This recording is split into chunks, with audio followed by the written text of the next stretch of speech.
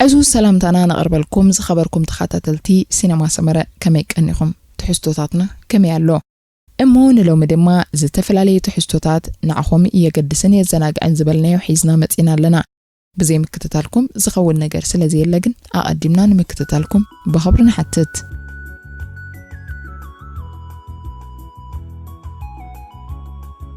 موت بحري أبدوباوي معراب إسيا أما كلاي مبراء زركب جوان كلايو أمانكو هاجرات إسرائيلين يوردانوسن دما يركب بجوها منتو أبا علم بخلاء درجاز فلت ما يو أكال زخونه موت كلاي مالت موت بحري كرمي 3 مليون عامتات أبيلو كم سفتري قلات تحستو مايو كان فوسينا يستفلاليو حمامات كوينو دما نأزيوم بركت زبالو أشحات عامتات أقلقلون يقلقلالون أموت كلاي زركب ماي نتعنا ودسب زقدسون نحمام زفوسن لعل زرقح زلوم استفلاليو معدنات يركبو بتوسخون نمجايصن متصبابقن زخونو قبአታት ንምስራሕ ዘገልግሉ ንጥረ ነገራት ካብቲ ማያዊ ኣካል ብብዝሒ ዝወጹ ብምዃኖም ኣድላይነቱ ኣዝዩ ዕዙዝዩ ሙዝ ዝብል ስም ንሓደ ህይወት ዘይብሉን ካብ ጥቕሚ ወጻኢ ዝኾነ ነገር ዝወሃብ ብምዃኑ ሙት ቃላይ ክበሃል እንከሎ ሓደ ክብጻሕ ዘይሕሰብ ሓደገኛ ቦታ ኮይኑ እዩ ዝሕሰብ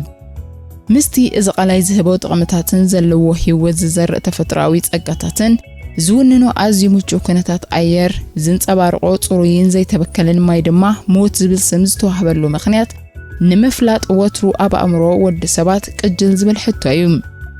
እቲ ቀንዲ ምኽንያት ናይ ስያመዚ ህላወ ህይወታውያን ኣብ ዝባሕር ዝዩ ጨዋምነት ናይ ዝሞት ባሕሪ ምስ ካልኦት ክወዳደርን ከሎ ኣዝዩ ልዑል እዩ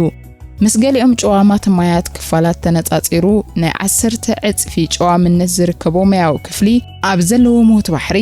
ነዚ ልዑል መጠን ጨዋምነት ተጻዊሮም ክነብሩ ዝኽእሉ ናይ ባሕሪ ህይወታውያን ማለት እንስሳታትን ኣትክልትን ዘይርከቡ ብምዃኖም እዩ ሞት ባሕሪ ተባሂሉ እዞም ንዝተፈላለየ ሕማማት ንምፍዋስ ዝጠቕሙ ዝተፈላለዩ ማዕድናት ነቶም ኣብ ባሕሪ ዝነብሩ ህይወታውያን ዝምችእ ኩነታት ስለ ዘይፈጥሩን ኣብቲ ባሕሪ ዓሳታት ይኾኑ ካልኦት እንስሳታት ናይ ባሕሪ ኣይርከቡን እዮም ነዚ ዝተዓዘቡ ቀዳሞት በጻሕቲ ናይዚ ቦታ እዚ ድማ ነዚ ስያመ ከም ዝሃብዎ ይፍለጥ ገለ ብዛዕባ ደሴታት ሰሎሞን ጠቕላላ ስፍሓት 27556 ተርቢዒት ኪሎሜትር ጠቕላላ ንውሓት ገማግም ባሕሪ ድማ 5313 ኪሎሜትር እዩ ደሴታት ሰሎሞን ከበሳዊት ሃገር ከም ዝኾነ ዝንገረላ ኮይና كساب 2332 متر برخة ዝበጽሕ ጎቦ ፖፖ መንሳዩ ኣብታ ደሴት ይርከብ ወግዓዊ ቋንቋ ህዝቢ ተሃገር እንግሊዝዩ ዝበዝሐ ህዝቢ ደሴታት ሰሎሞን ተኸታሊ ሃይማኖት ካቶሊክን ኬኒሻን ክኸውን እንከሎ ገለ ክፋል ህዝቢ ድማ ተኸታሊ እምነት እንግሊዛዊት ቤተክርስቲያን እዩ ዕምሪ ህዝቢ ደሴታት ሰሎሞን بماكلاي ገምገም 73 ዓመት ኮይኑ መጠነ ሞት ዕሸላት ድማ ካብ 1000 ዝውለዱ ህፃናት እስራዩ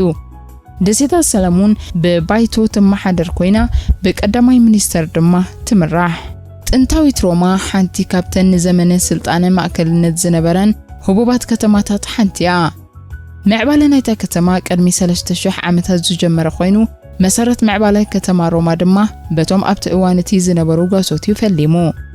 ኣብ ከባቢ ማእከላይ ኢጣልያ ብፍላይ ድማ ኣብ ከባቢ ቀላይ ቲበር ዝነብሩ ጓሶት ብዝሰርሕዎ ንመነባብሮኦም ዝኸውን ኣጓዲዩ ምዕባለ ከተማ ሮማ ኣሃዲሉ ዝፈለመ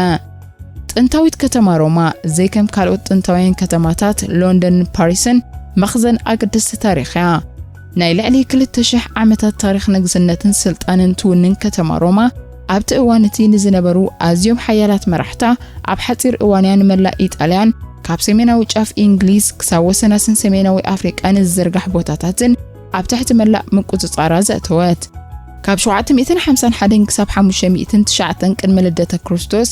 ኣብ ትሕቲ ምምሕዳር ንግስነት ዝነበረት ጥንታዊት ሮማ ድሕሪ ዝተጠቕሰ ዓመትያ ናብቲ ቀንዲ መቐይሮ ምዕባለኣን ስልጣነ ሓይላን ዝኾነ ምምሕዳራዊ መሪሕነት ሮማውያን ዝተቆረነት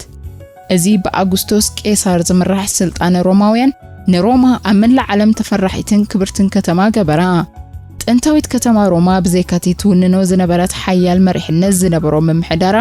ኣብ ዓለም ቀንዲ ዘፍልጣ ዝነበረ ኣብታ ከተማ ዝህነጹ ዝነበሩ ሓያለይ ስነ ቅርጻውያን ህንጻታት እዮም ኣብቲ ፍሉጣትን ህቡባትን ናይ ስነ ቅርጺ ክኢላታትን መሃንድሳትን ሞዮኦም ዘፍስሉ ህንጻታት ንከተማ ሮማ ኣዝዩ ኣማዕሪግዋ እዩ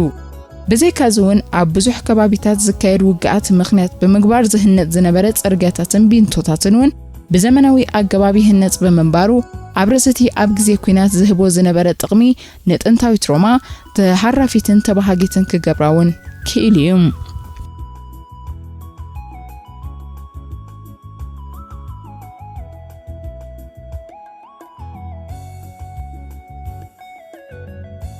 ጫካ ኣማዞን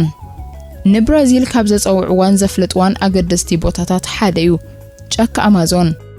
ካብ ዓለም ብዕቤቱን ስፍሓቱን ኣብ ቀዳማይ ደረጃ ዝስራዕ ጫካ ኣማዞን ልዕሊ 80 ሚእታዊት ካብ ጠቕላላ ስፍሓቱ ኣብ ብራዚል ዝርከብ ክኸውን እንከሎ ዝተረፈ ድማ ንሃገራት ብራዚልን ፔሩን ኣብ ዘዳወም መሬት ፔሩ ኣብ ዝኾነ ከባቢ ሰፊሩ ይርከብ።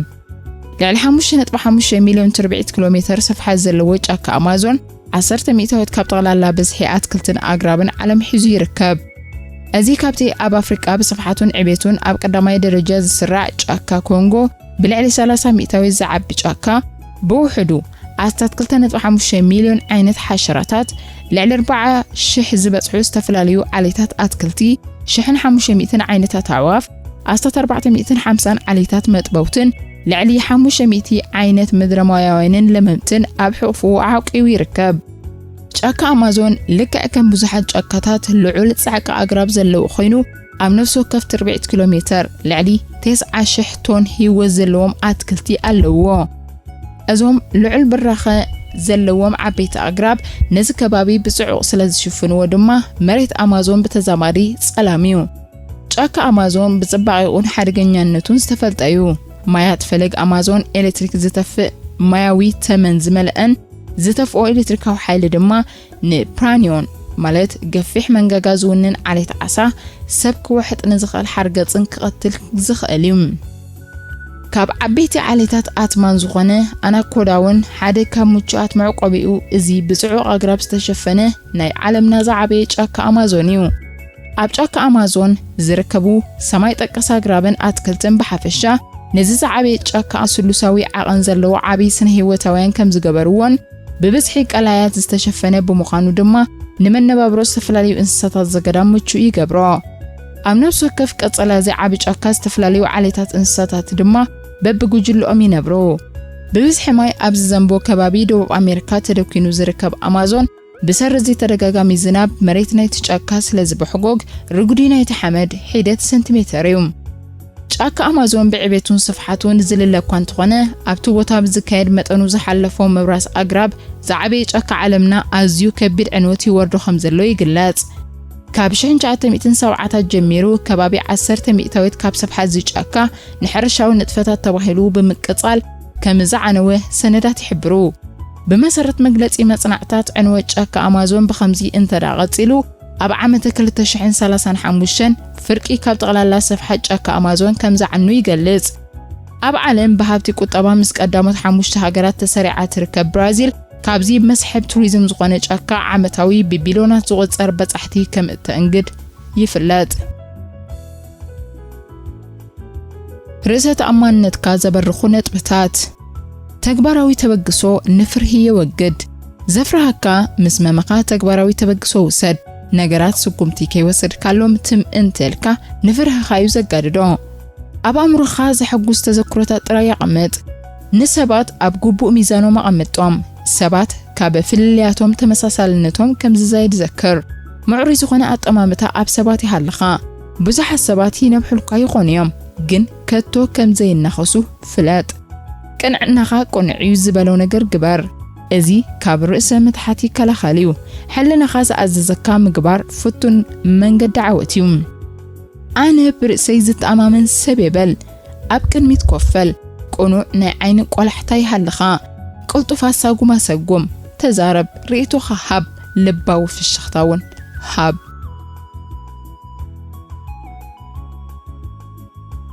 ካብ ሓቅታት ጸጉሪ ርእሲ ብገምጋም ክራን ከሎ ጸጉሪ ርእስና ኣብ መዓልቲ 3 ሚሊሜትር ዕቤት ርኢ። እዚ ማለት ግን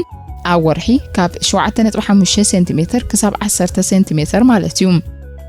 ናይ ሓደ እኹል ሰብ ጸጉሪ ርእሲ ብቁጽሪ ካብ 100,000 ክሳብ 150,000 ኣቢሉ ይበጽሕ። ካብ ሓደ እኹል ሰብ መዓልታዊ ካብ ርእሱ ካብ 100 ክሳብ 150 ዝበጽሑ ጸጉሪ ይረግፉ ብገምጋም ክረአን ከሎ ናይ ሓንቲ ጸጉሪ ዕድመ ካብ 4 ክሳብ 7 ዓመት ይበጽሕ ሓንቲ ጸጉሪ ካብ ርእስና ክትረግፍን ከላ ካልእ ኣቦታት ወቆል እዚ መስርሕ እዚ ኣብ ህይወትና ልዕሊ 20 ግዜ ደጋገም ክሳብ ሕጂ ኣብ ዝተኻየደ መጽናዕቲ ሰባት ንምንታይ ቡናዊ ሕብሪ ዘለዎ ጸጉሪ ከም ዝህልዎም ዝተፈልጠ ነገር የለን ማሳጅ ንዝተጨበጡ ጅማውትን መትነታትን ብምፍታሕ ከም ዝዛነዩን ኣብ ውሽጢ ኣካላትና ጽቡቕ ስምዒት ንኽህሉ ዝገብርን ኣገባብ ሕክምና እዩ ማሳጅ ዝብል ቃል ካብ ማሳ ዝብል ጥንታዊ ናይ ዓረብ ቋንቋ ዝመጸ እዩ ማሳጅ ቅድሚ ነዊሕ እዋናት ሒዙ ኣብቲ ጥንታዊ ምዕባለታት ዝተረኣየሉ ከባቢ ኣብ ንግስነት ሮማ ህንዲ ጃፓንን ግሪክን ይስራሓሉ መንባሩ ይፍለጥ ቅዱስ መጽሓፍ ከም መወከሲ ብምግባር ካብ ቅድሚ 493 ልደተ ክርስቶስ ኣትሒዞም ንማሳጅ ከም መሐለዊ ግዳማዊ ጽባቐን ንስተጨባበጡ ጅማውቲን ምፍትታሕን ምዝናይን ይጥቀምሉ መንባሮም ይግለጽ ማሳጅ ንምግባር ዝጥቀምሉ ዝነበሩ ጥረ ነገራት ዘይት ካርበን ስምስምን ብምትሕውዋስዩ ተመራመርቲ ሂፖክራተስ ውን ቅድሚ 460 ልደተ ክርስቶስ ኣብ ዝነበረ ጽሑፍ ኣስፊርዎሎ ኣብ ቻይና ኣብ ዝተረኽበ መጽሓፍ ተሰኒዱ ከም ዘለውን ማሳጅ ንዝጠነሳ ደቂ ኣንስትዮ ጥንሰን ንምንጻል ይጥቀማሉ መንባረን ይገልጽ ነዚ ዘረጋግጽ ኣብ ካምቦድያ ኣብ ዝርከብ ቤት መቕደስ ብማሳጅ ዝግበር ምንጻል ጥንሲ ዲሞን ዝተባህለ ጋኔን ከም ዝፈጸሙ ይእመን መንባሩ ኣብ ጽሑፋቶም ኣስፊሮም ኣለዉ ዝኾነ ኮይኑ ማሳጅ ዝዓበየን ዝበለጸን ኣገባብ ሕክምና ብምዃኑ ክሳብ ሕጂ ይስራሓሉሎም ዝኸበርኩም ሰማዕትና ናይ ሎሚ ትሕዝቶና ኣብዚ ክንዛዝሚና ስለምክትታልኩም ኣዚና ነመስግን ላይክ ኤንድ ሰብስክራይብ ኣይትረስዑ ብሮኽቀና